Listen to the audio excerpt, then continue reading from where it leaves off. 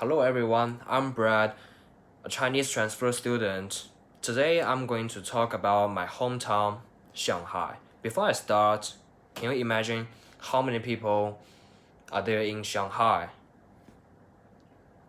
Can you imagine 24 million people there? Let me tell you something.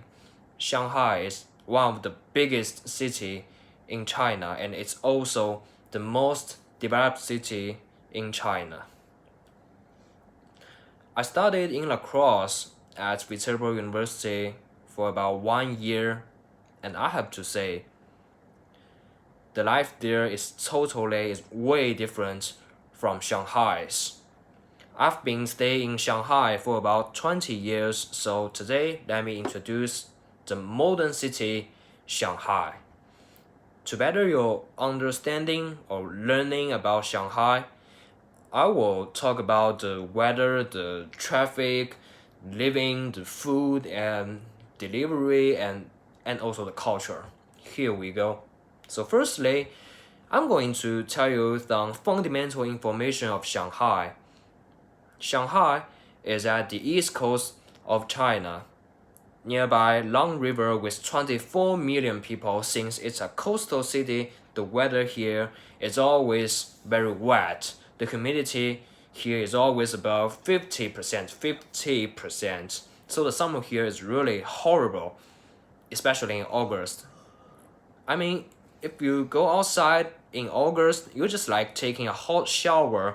We cannot live without air conditioner in Shanghai, especially in China in summer. It's June now.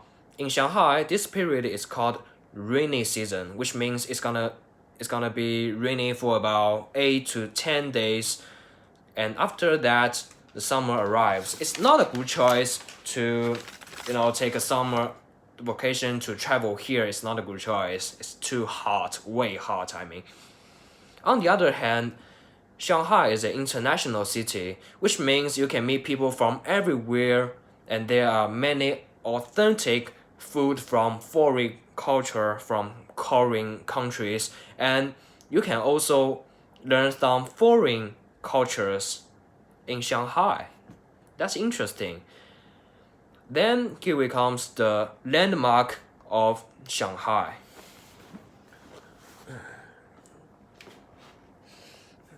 You see the tallest one? This is the Shanghai Center, the tallest building of the whole China. And this one is Shanghai Finance Center building. It's the second highest building in China, and this is the Jingmao building. From here, this one you can you see it? This is called Shanghai Oriental Pearl TV Tower. Well, okay, I have to say the night scenes here is really, really beautiful here. You're gonna love it. Well, since we are such a huge city, we have so many cars, so the traffic here is always busy. So the good public transport is really important. So let's see. We have 16 different article subway and over 180 article bus, which means you can get to the every corner of Shanghai by public transport. It's very convenient, and the public transport fee is really low. Guess what? We even have share cars and share bikes.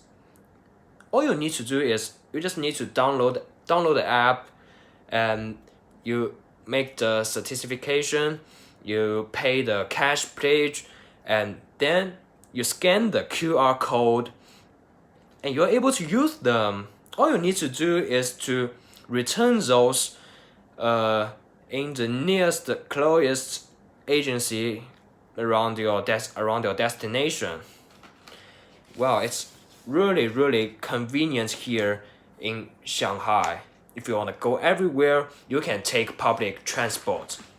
Well, in Shanghai, figure out what you want to eat. What you're gonna eat for lunch, for dinner, for breakfast is really difficult because you have too many choice. I mean, you can taste food from everywhere, even from foreign country, those authentic ones. And the most important thing is food delivery in China is super fast. The average waiting time is about 20 minutes in rush hours, and the delivery fee is really low, about 50 cents each time.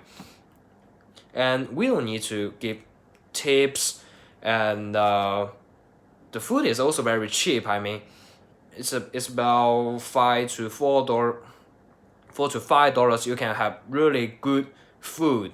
So I mean, forget about dieting in Shanghai. It's too difficult. Okay, so finally, I want to talk about the culture of Shanghai. The life here is really fast paced. We really focus a lot on efficiency. Yeah, another interesting thing is many native Shanghai people save money. Looks kind of weird, but let me tell you what, the house price here is incredible. It's incredibly high.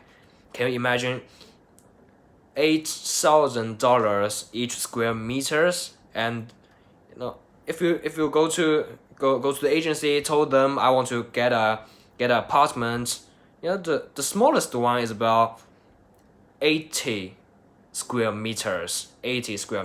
That's the house price is super high here. So I mean, people always save money for themselves or for their childrens to reduce their stress.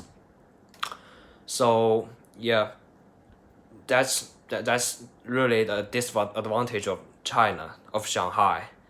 Anyways, if you don't worry about the weather, if you don't worry about the summer, Shanghai is really a good place to live and travel. Welcome.